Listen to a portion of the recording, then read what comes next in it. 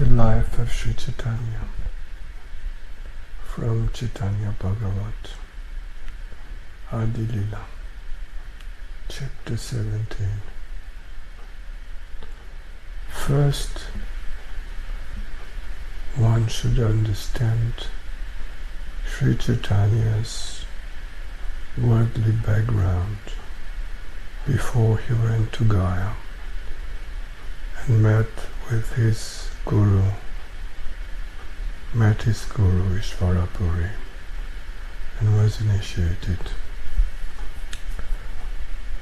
Before he received formal initiation into Krishna Bhakti, he was a brahman and a scholar of the Vedic scriptures, as described in Caitanya Bhāgavata. Let's start. First verse from chapter 17. All obeisances to Śrī Gauracandra, Śrī Caitanya, the Lord of Lords. In his childhood, he was the reservoir of a scholar's pleasures. In his youth,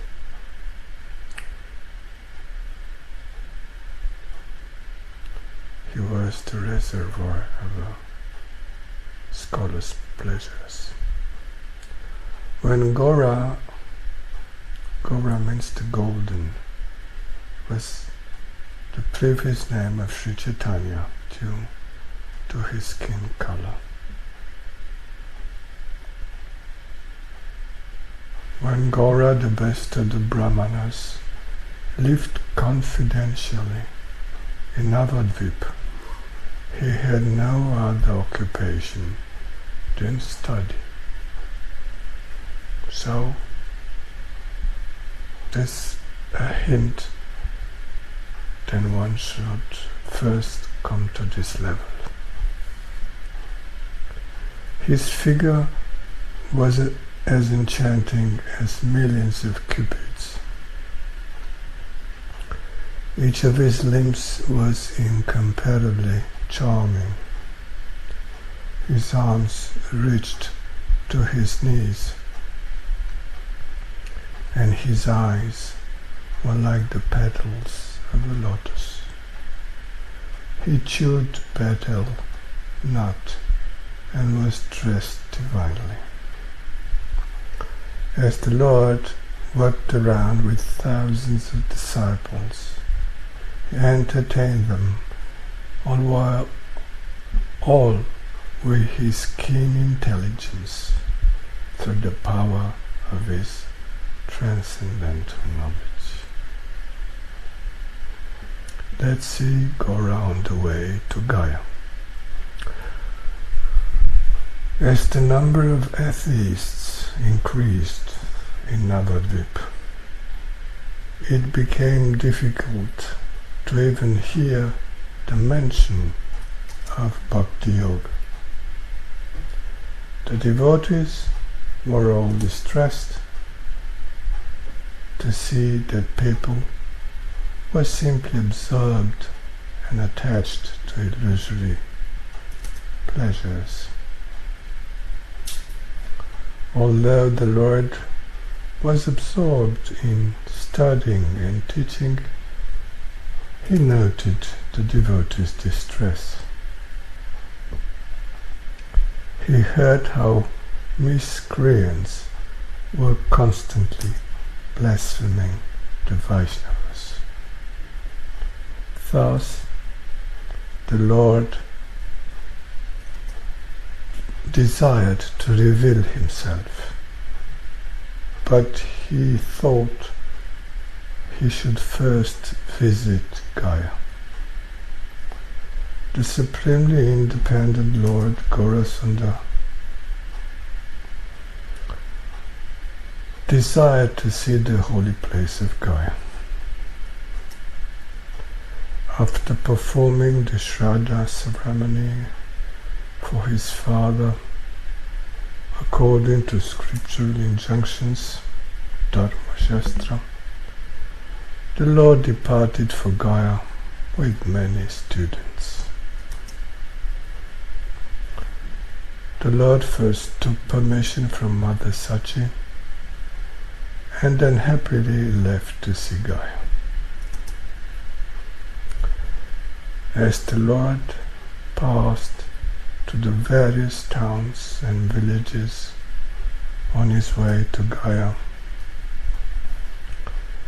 they were all turned into holy places by the touch of his lotus feet. The Lord and his students conversed, joked, and discussed various topics about the prescribed duties. And after a few days, they arrived at Mandara Hill, about the glories of a brahmana. The Lord first saw the deity of Madhusudan at the top of the hill, and then he wandered about the hill according to his desire.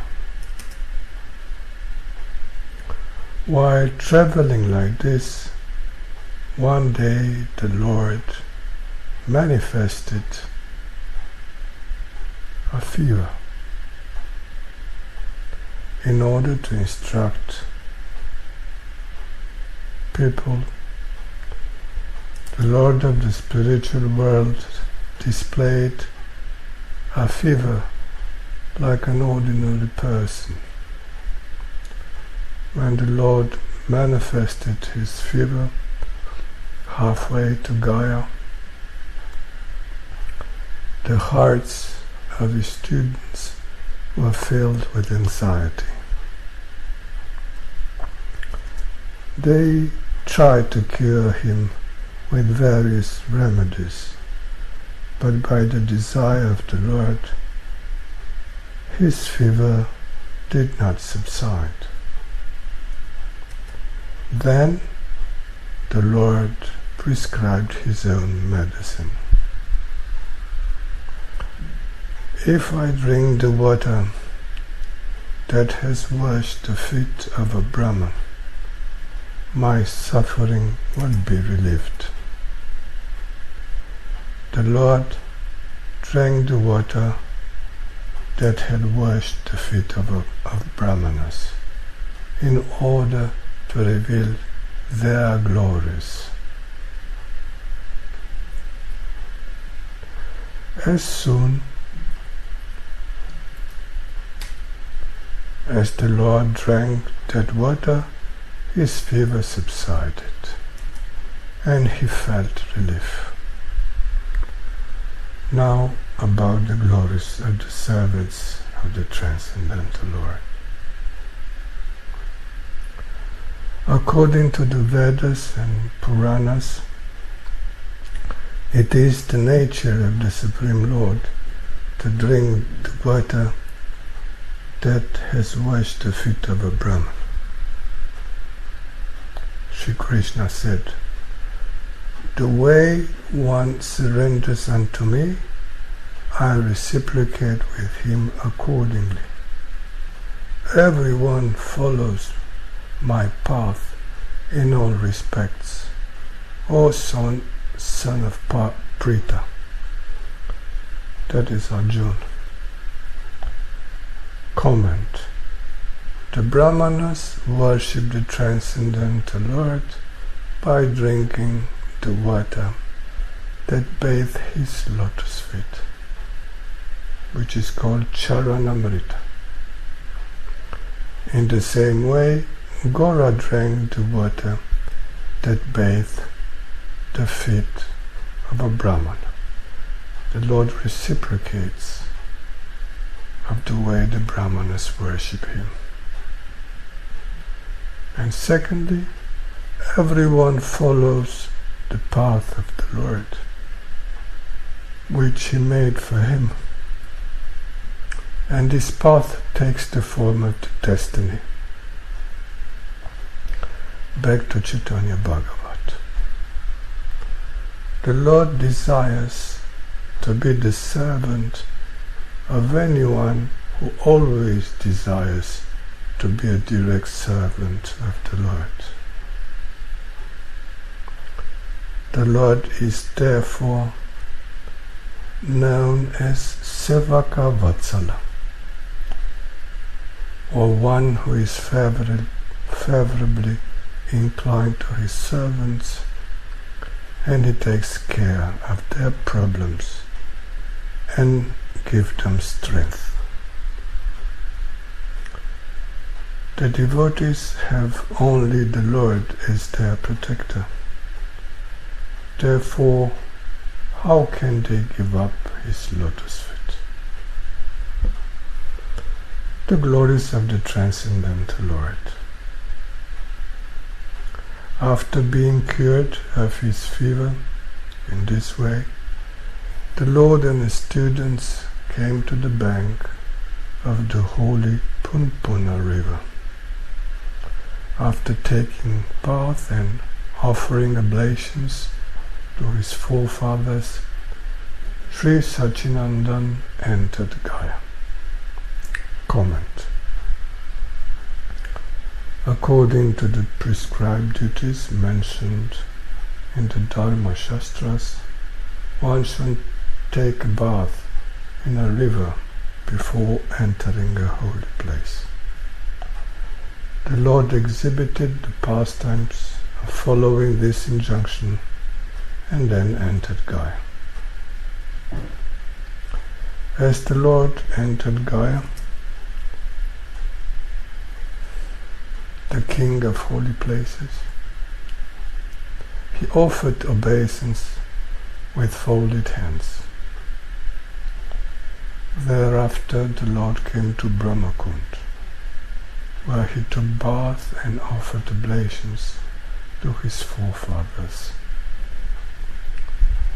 Then the Lord entered Chakraveda and quickly went to see the lotus feet of Lord Vishnu. Countless flower garlands were staked like a temple dome on Lord Vishnu's footprints, which were surrounded on all sides by Brāhmaṇas. Countless sandalwood paste, flowers, incense and cloth had been offered at the lotus feet of the Lord. The Brāhmaṇas appeared like divine beings as they described the glories of the Lord's lotus feet, whose imprints they worshipped. Lord Shiva accepted the same lotus feet in his heart, and these same lotus feet are constantly served by Lakshmi. The lotus feet were placed on the head of Bali Maharaj. O fortunate souls, now see those lotus feet here. These lotus feet are rarely attained by even the best of yogis. O fortunate souls, now see those same lotus feet here.